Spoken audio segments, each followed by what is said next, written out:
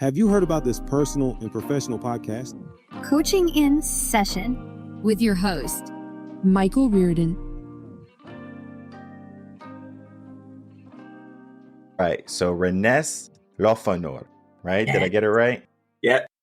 Right. I said I'm doing my best. So we're going to be talking about teacher, educator, and author of I Still Love Teaching Despite Having All the Reasons in the World to Quit, Creations of the Education System. And this is something that's near and dear to my heart. If you know a little bit about me, also a teacher, probably very similar background to yourself. And it's something that we do have to look at because current administration is looking at the education system and saying, we're spending all this money on education, yet we are not one of the leading nations in the world in education. We could look at New Zealand, we could look at Japan, just how they teach their children, and it's so different.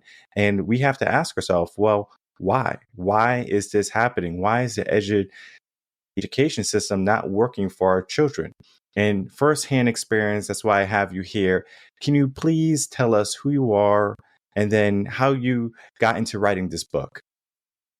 Well, hi everyone, and thank you, Michael, for having me on your platform today. My name is Renes Lophanor, as Michael rightfully pronounced. I'm a teacher. I've been teaching for 22 years now in secondary school. I graduated in Sorbonne University, where I studied English and American literature and history, and moved to England after that, where I did the teacher training to become a qualified teacher in the UK. And for the last 22 years, I have taught in many schools with different background, with children from different ethnic group, different background and culture. And I must say that if I'm still standing today, unlike, unfortunately, a lot of colleagues who have deserted the profession for good reason, it's because I have found a way that has worked for me. But I decided to write this book because too much is too much. And I don't know if I will be able to sustain my love for teaching. So this book is a kind of a wake-up call for address to the policymakers and fellow teachers for them to see and what can or should be changed in the education system, because we've all been to school and most of us didn't like school, let's face it, and yet we're still doing the same thing to our children, and so on and so on. Why? That's why I've written this book, to help fellow teachers who are still in the profession find a way to help them cope with the everyday work, and also to the policymakers to consider changing some things, because for each issue I identify, I offer some possible solutions as well, to make it more relevant and more useful to everyone. Many good teachers are leaving the field. They just feel if the work they're doing is not creating the impact as they thought it would before they became teachers, or maybe they have been teachers for quite some time and they can see just how the system is failing the children. You have first experience with different demographic of children and working in different schools. And I want to know the difference, or ask you at least to share some light on the difference between lower funded schools versus the higher funded, or rather the funded schools. So is there a difference between those schools and the children and the education? Yes, there is obvious difference. First of all, children in schools that are very well funded, those children have a lot of facilities available in the schools, and such as books, pens, spare books, spare pens.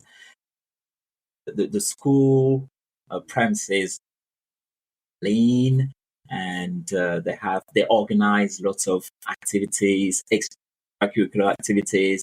They can organize trips abroad, which is very fulfilling for children, students, to be able to take part to such activities. The teachers are therefore happier to teach in such a space compared to the schools with what they call the disadvantaged schools, or schools in disadvantaged areas. Students come from, let's say, either poor or modest families, and therefore they don't have much at home. And very often, they go to school with no pen, no books, and the school itself has not got those resources to provide them most of the time, and you enter into a vicious circle where the students don't have what they need to access the knowledge. The teachers don't have either what they need to be able to teach those children. Most of the time, the teachers have to use their own money to buy resources and provide that to the students, because the parents can't, the school can't, because they lack the funding. And this is one of the reasons why teachers are also leaving, because they can see, first of all, as teachers, we're not paid as much as we should be paid compared to other professions that require the same level of education that we do. And on top of that, we have to pay as well to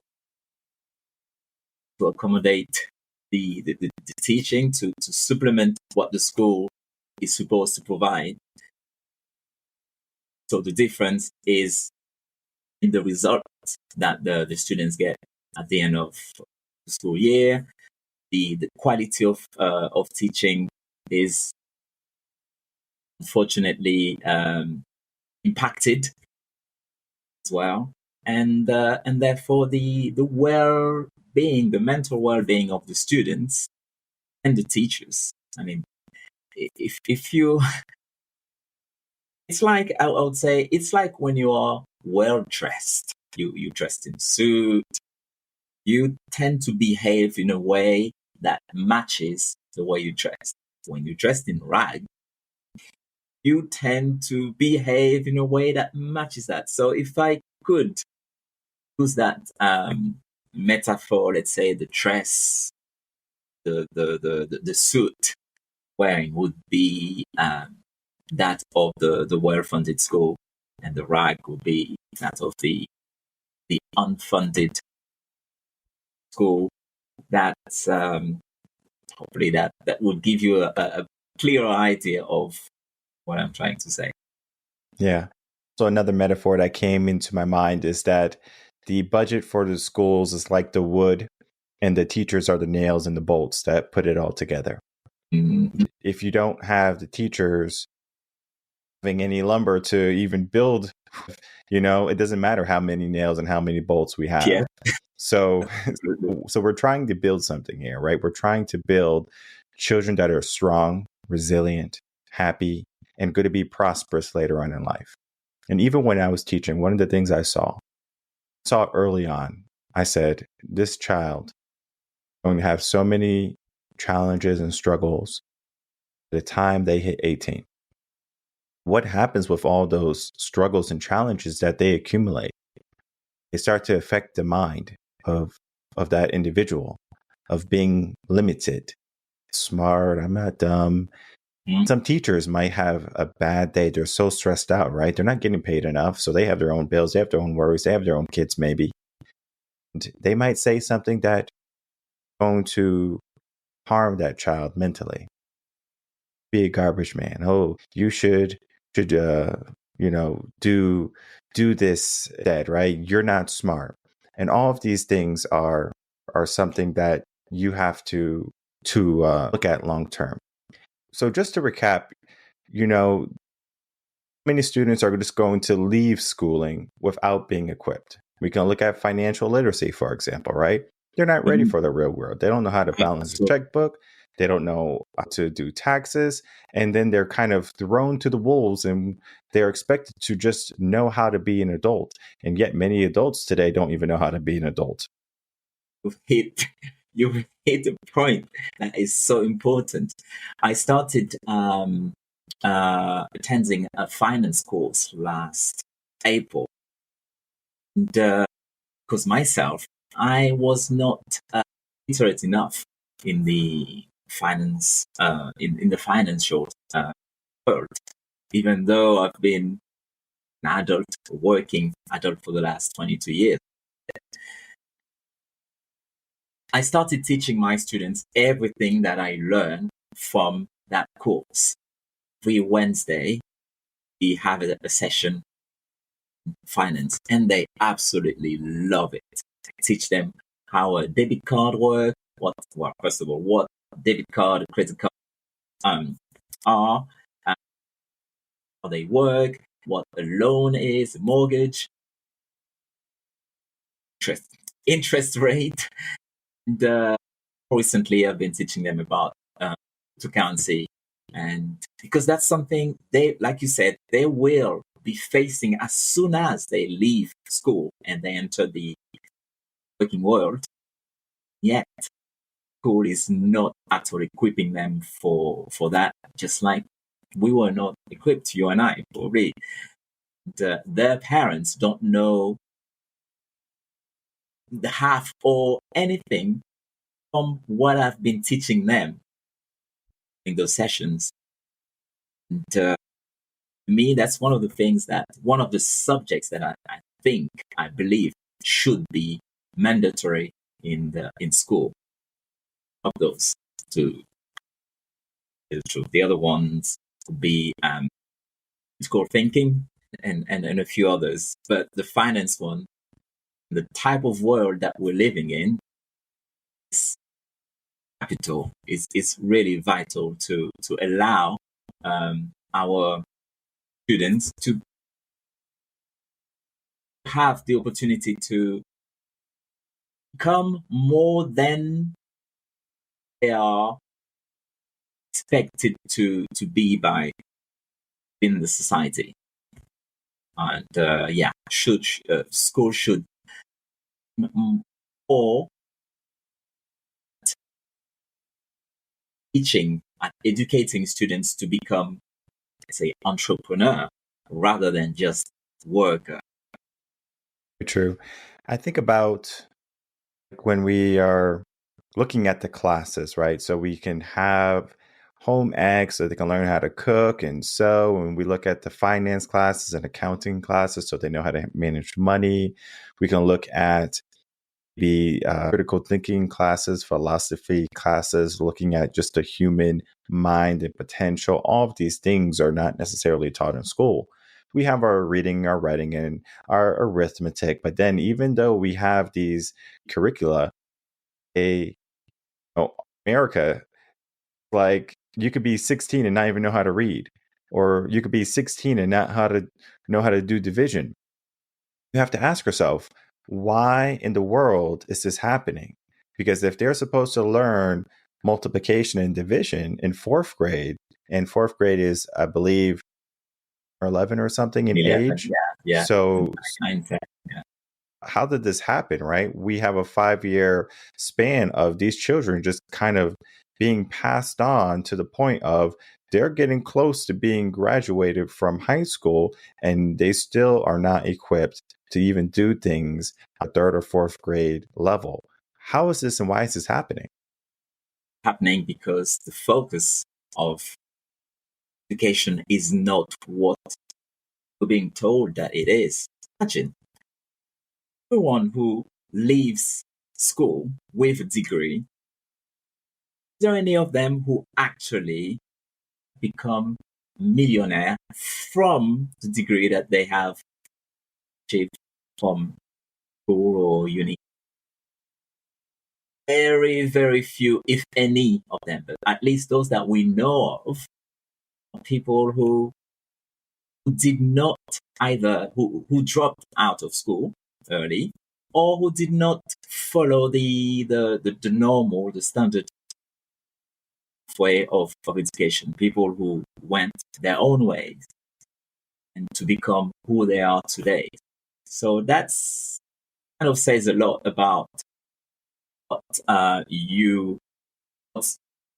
about the promise that school supposedly have for us, our children.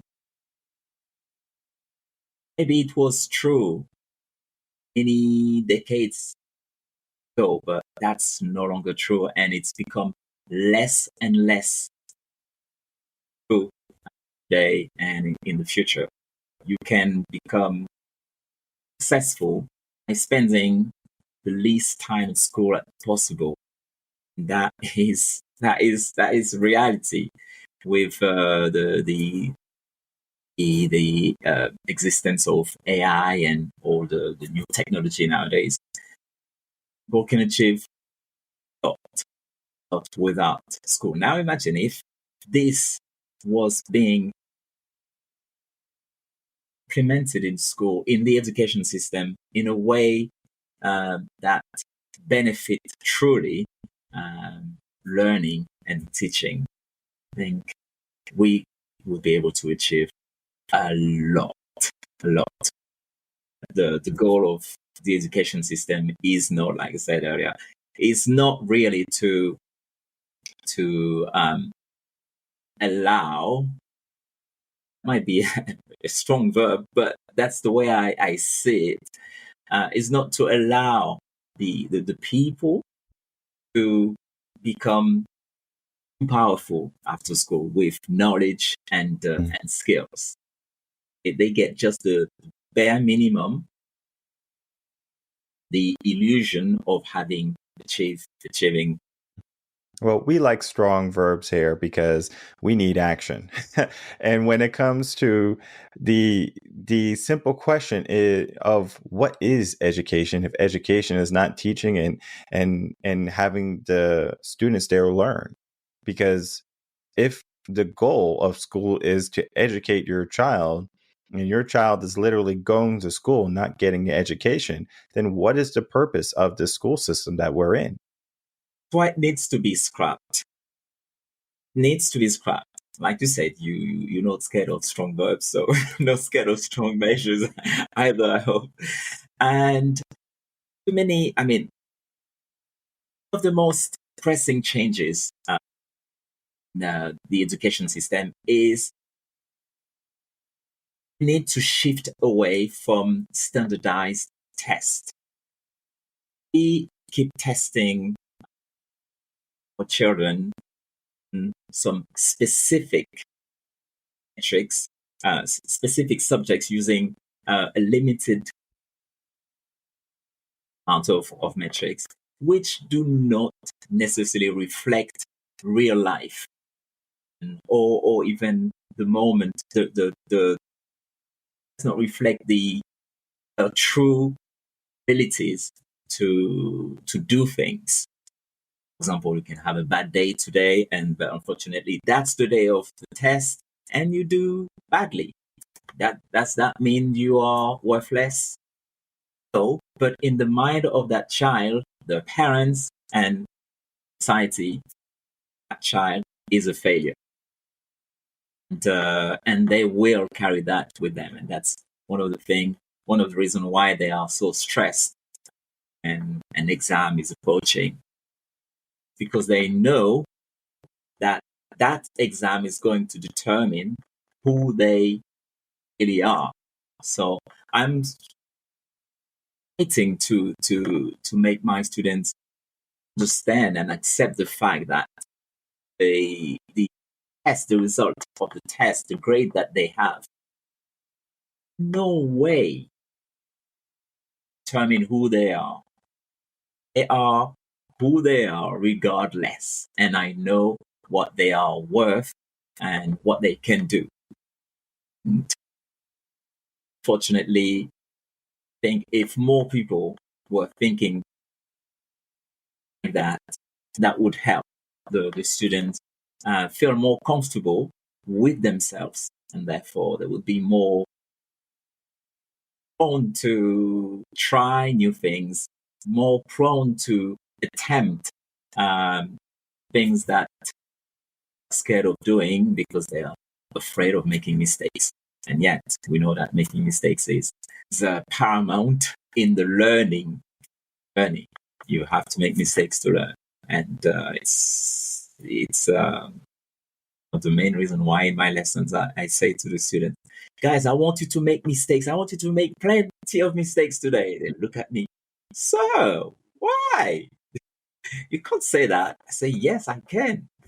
And then, why do I want you to make plenty of mistakes? One of them would put their hands up. We can learn from our mistakes. There you go. So you know. That's the way we learn. So go for it. Make mistakes in my lessons. And that way, any mistake that you make in my lessons, you are not going to make it in the exam or later on. It's teachers like you that make children of school or want to learn or want to try. Because, if we have a teacher who's just all about grades and she has her teacher's pets or he has his teacher's pets because, oh, you're such a good student, you're getting all of these grades. And in a sense, it makes the teacher feel good because the student got a good grade. Like, oh, I'm doing my job well. Like, the student is so smart. There's been so many studies on like children and being geniuses and what happens to them with just going to school for a short period of time within 1, 2, 3 years, and how they just kind of dumb down because essentially before they hit pre-K and kindergarten, if you test children, they're like at the level of genius. About 70 to 80% of them are at the genius level.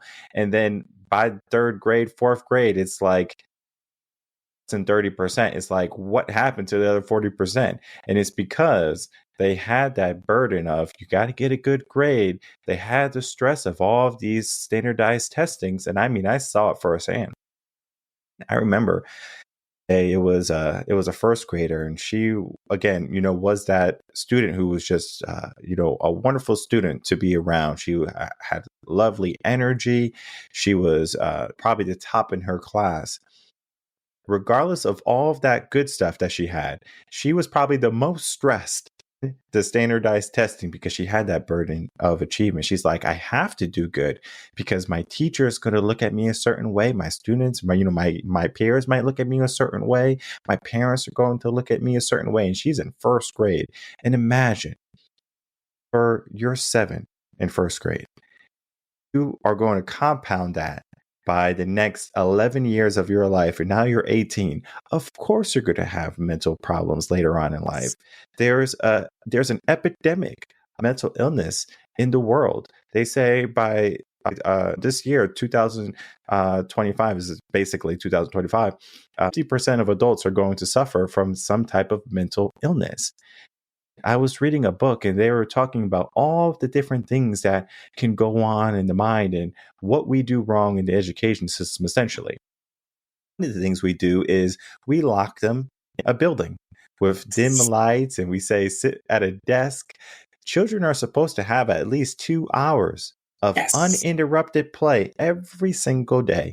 And yet we give them 20 minutes here. If they're naughty, we take away their recess. And then we wonder why these students are doing so bad.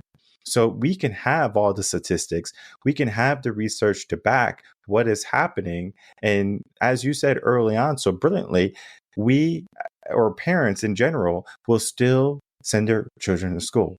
But it's not the end all because most parents are now waking up. Most parents are like, I'm going to homeschool my child. And so that has had a huge uptick.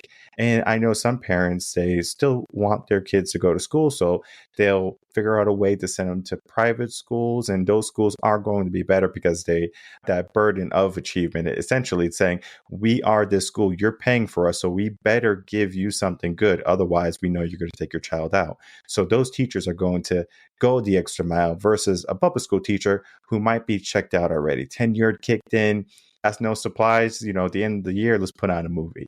So we waste so much time doing the remedial stuff and not so much educating the child. I can't tell you how many hours are spent having kindergartners walk in line. Like, they spent probably 2 or 3 hours a day just learning how to walk in line. And, where's the dancing? Where's the gym? Where's the learning? And that's not happening. So, I wanted to ask you, what would be some fixes that teachers, that the system, that parents can start to implement to remedy this problem? First of all, for all adults to remember what it was like when they were a kid at school. What did they like and what did they hate at school? Anything that they know that they hated, just put that aside. And I know they remember the things they hated. And so, and also, or give more value to playing. Look at all children. Where they learn is by playing naturally. That's just a natural fact. Children, animals, the same.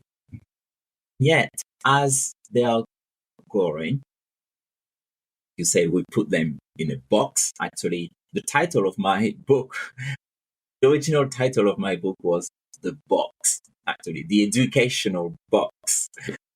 I changed it for what it is now because I had in mind that box that the school building is, in which parents take their kids for the whole day and with lots of strangers. The kid is just like in prison. You're not allowed to talk when you're in class with your friends. You're not allowed to talk to them. So for me, that's so counter nature. Human being by nature, the social species. We need to communicate. We need to talk to each other in order to learn from each other and to develop. But yet in the classroom, you're not allowed to talk unless the teacher allows you. And when he or she does, that's for a limited amount of time for something specific. You're not allowed to divert. So there is that. There's also collaboration. Tests that you do, you have to do them on your own. Homework, you're expected to do them on your own. Everything in the school is individual, supposed to be individually done. Yet, when you leave school, as soon as you leave school, you start working in a company, however, you're not on your own. You're supposed to be working as a team. Make the company go together as a team. Anyone who is in as a lone wolf working on their own, that person is most likely going to be sacked or be seen negatively. So what do I do in my classes, for example? When we do a test, of the way that I remove the burden of stress on my students is to allow them to do the test as in groups of three. And they will look at me. Isn't that cheating, sir? I said, no, I am allowing you. So it's not cheating. Right? It would be cheating if I told you you're not allowed to, and then you did. But there's a catch. If you do the test on your own, the mistake you make counts as 1 point plus, right? But if you accept to do it in pairs or as a group, for each mistake, I will take 2 points off. You choose. What do you think they chose? They still chose to do it collaboratively. Because that's natural for us human. And if one of them in the group confident enough on their own. Say that person A doesn't know much about the task. Person B neither. Person C neither. But together they believe that they will have a better chance to do well, despite the fact the higher stake. They tend to do much better when they're working together. So that's the second thing. So work collaboratively and allow students to talk and allow students to play. I think something wrong in society in general. As long as we are children, we are happy, right? See a child play in the cold, in the snow, bare hands, they're fine, worry less. But as they are growing up, society will want them to put gloves. You have to put the gloves on. You can't play like that. It's too cold. And then gradually,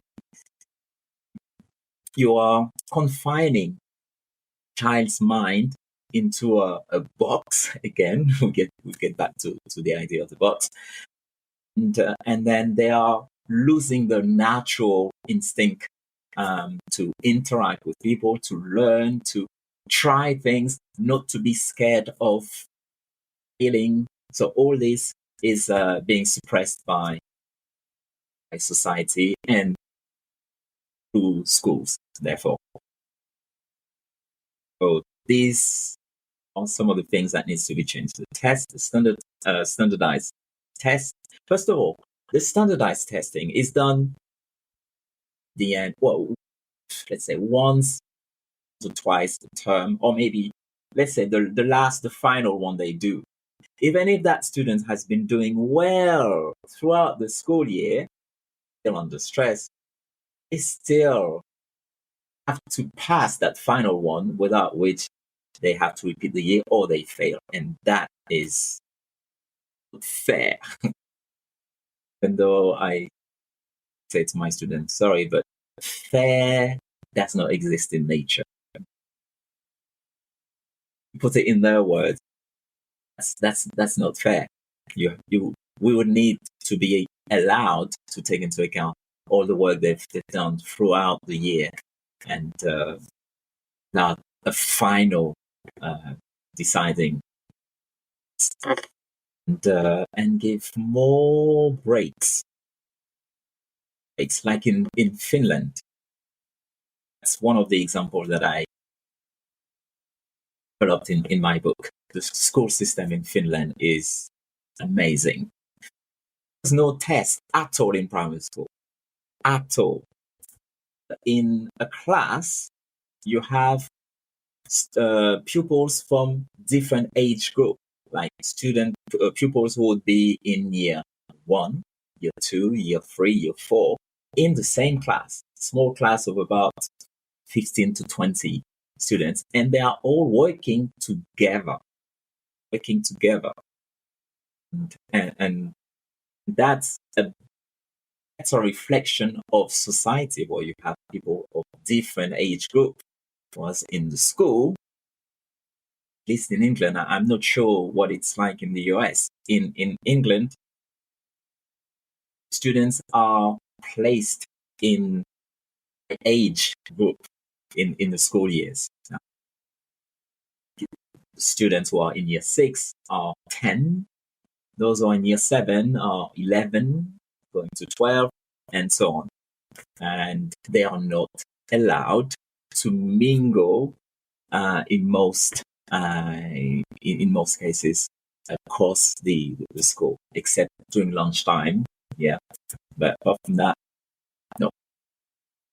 It's like a Montessori type of thing, I think, in Finland, because it doesn't matter what grade you are. So you could be 4th grade working with a 1st grader, because what happens, and this is really good, that child is looking up to this 4th grader as a leader, a mentor, a teacher.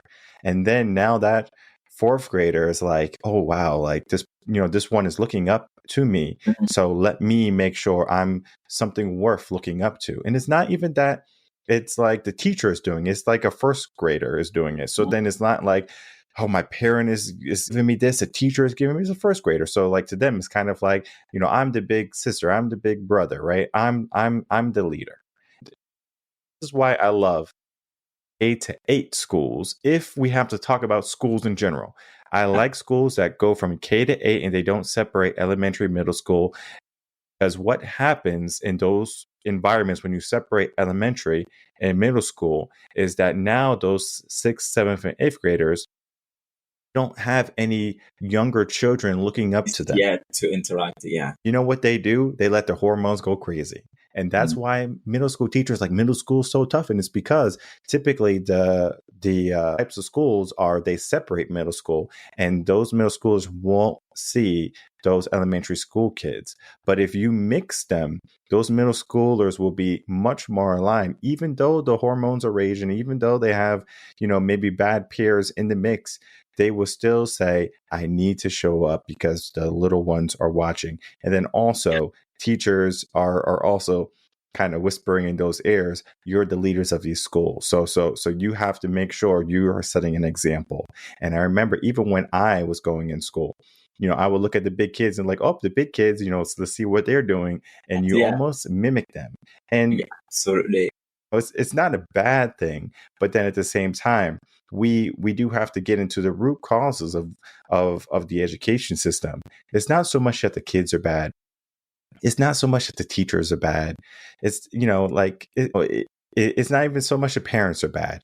Because I know parents today are like, I'm going to fight for my kids and I'm going to make sure they get an A and things like that. And we can look at all these problems and we can say that this is a little bit of it, this is a little bit of it. But the real problem is we forgot how to be human.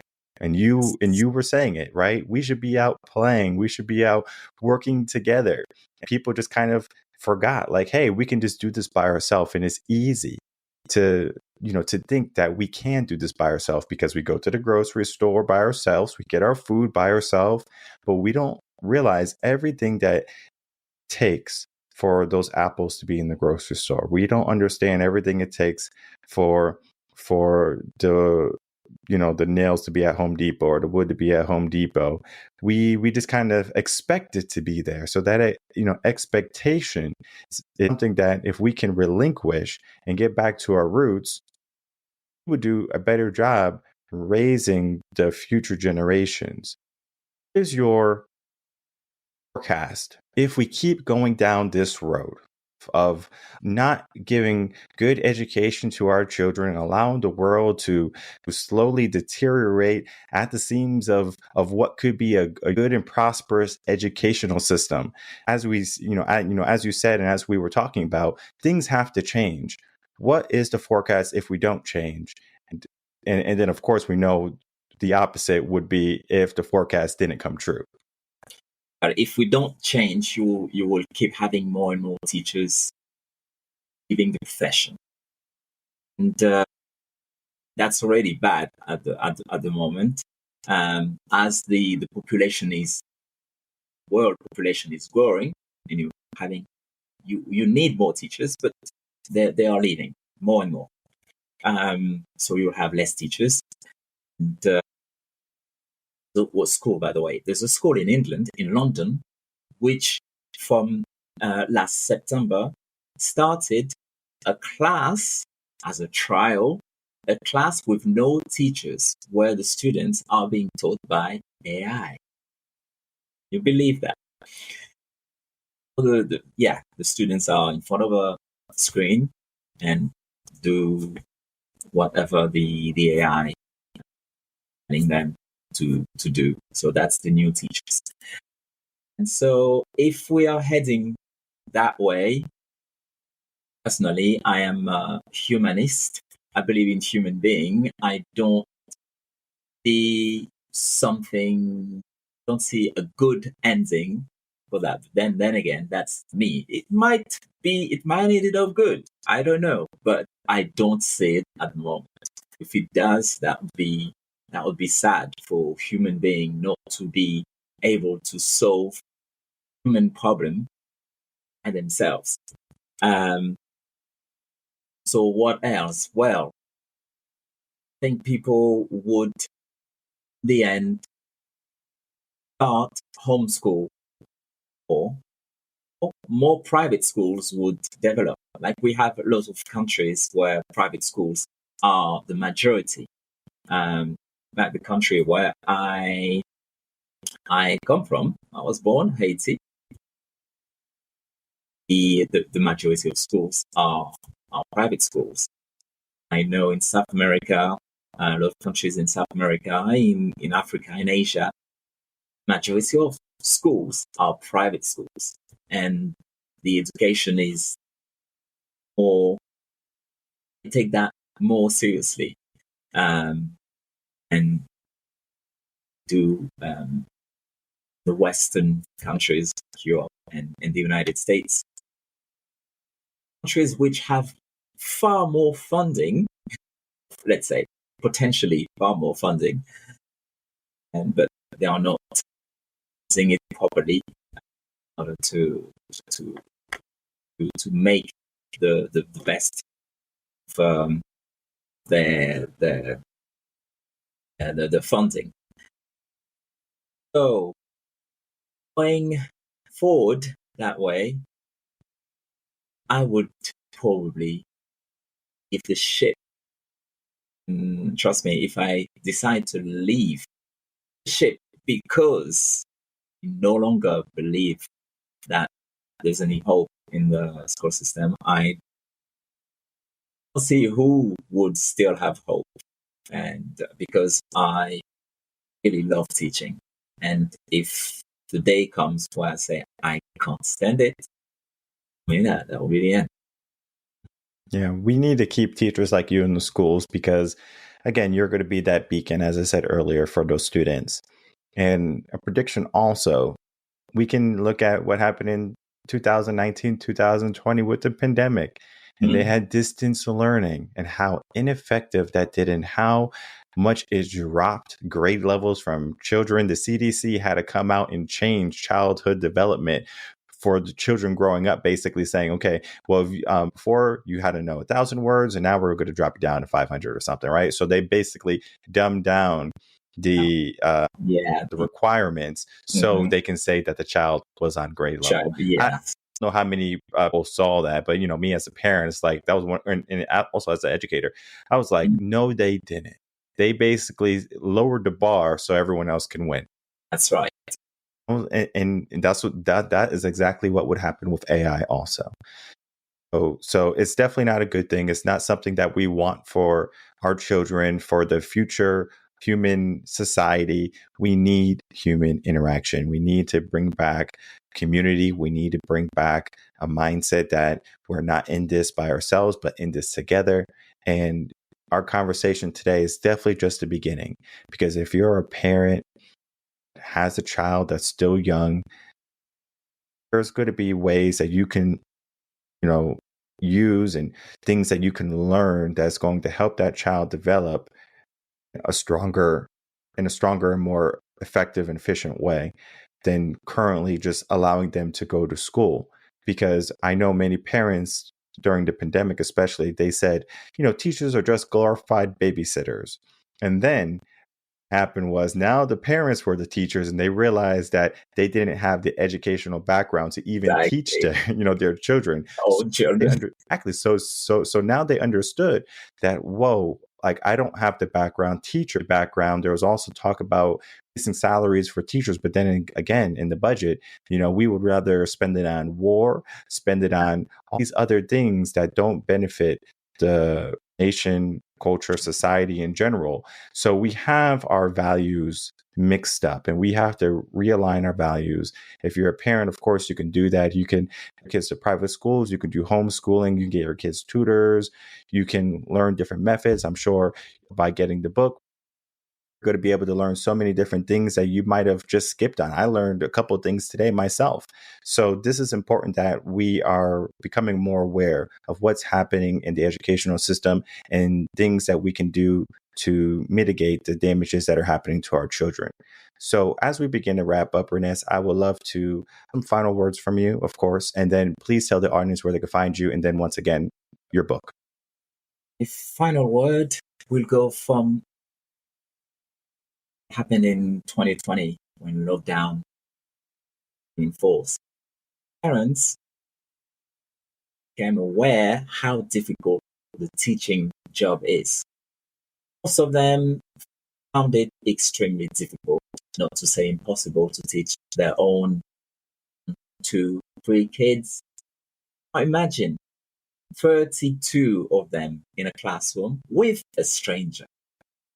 We have to cater for each of them in that classroom.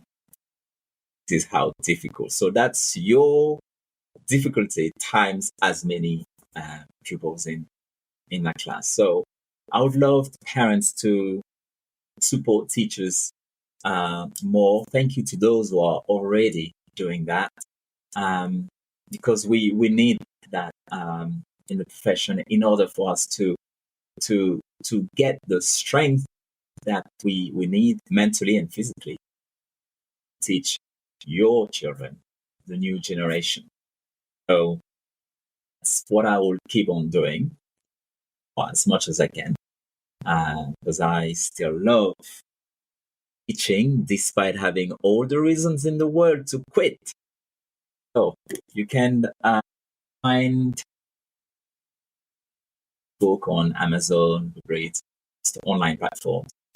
And for me, people can find me either on my main website, which is reneslophanor.com, ENESLOPHANOR.com, and the same on the Instagram, Renes Lophanor, on Facebook as well. I'll make it easy for everyone. All the links are going to be in the description box below. So follow him on socials, check out his website, get his book. It's right there, right? And as we stress the importance of education today, I want you to understand that just because the educational system is broken, it doesn't mean that it's all bad. There are still teachers fighting the good fight. There are still parents that understand the importance of having their children interact with other children. I understand that we can say that things are all bad and, it's doomsday and we should just kind of abandon the ship. And it's not that we have to abandon our children. It's just that we have to give them other avenues that are going to be better for them. And the avenue that they have right now is not going to be the first avenue I would recommend to any parent, to be honest, but it is an avenue that might be for you at this moment. But you do have to supplement resources for your child later on in life, because I'm telling you, I have kids coming into the office 13, 14, 15, and they have all the problems. It's because the things that were happening all the way up to that. I understand, as a parent, you might have financial constraints. You might have your own family situations, dilemmas, traumas that you might be healing from. But I always say, easier to raise a child that's not broken than to heal a broken adult. Right now, we have an opportunity to raise children that are not broken.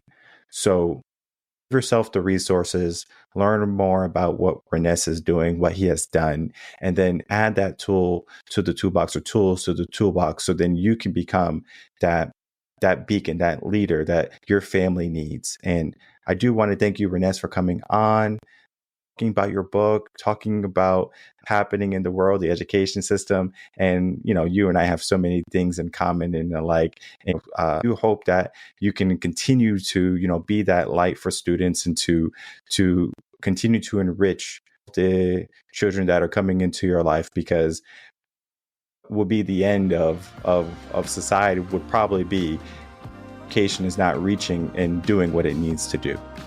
So I appreciate you coming on again. Links, like I said, will be right below, so everyone gets the book.